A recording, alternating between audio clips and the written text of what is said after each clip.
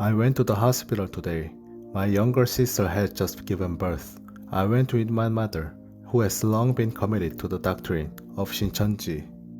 Her words were filled with their familiar language, the war between the true God and the false God, the 144,000 priesthood, the fulfillment of prophecy, and the idea that only Shincheonji truly understands the Bible. I didn't argue. I listened. I repeated her worldview back to her clearly, calmly, accurately.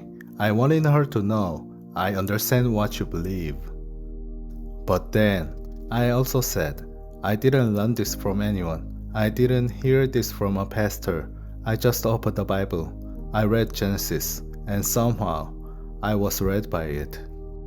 I told her how I began to realize what sin really is, not just bad actions, but the act of placing myself as the judge of good and evil.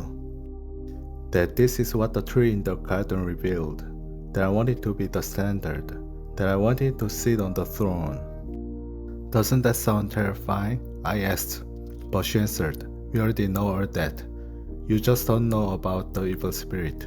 You don't know enough to write any confession. And suddenly, something inside me snapped. I was driving, but my heart was boiling. I spoke maybe too sharply, but I was tired of being corrected for testifying about what I had actually lived. Mom, I said, if someone makes kimchi stew for the first time and just wants to share their experience, but you interrupt and say, that's not how you do it. You need this much salt, this much fire, this much process. Would they want to share again? Then I said something I didn't expect.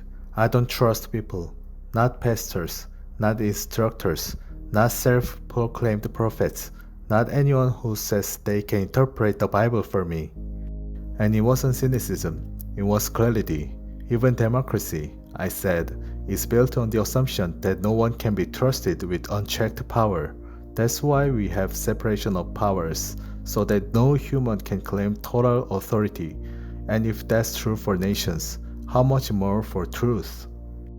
That is why I don't trust people's interpretations of the Bible. I trust the Bible itself. I trust the Word, because only the Word sits on the throne. But she rejected even that. No one can understand the Bible by themselves, she said. And I realized what I had received, what I had seen, she could not recognize, because it did not come through the structure she trusted.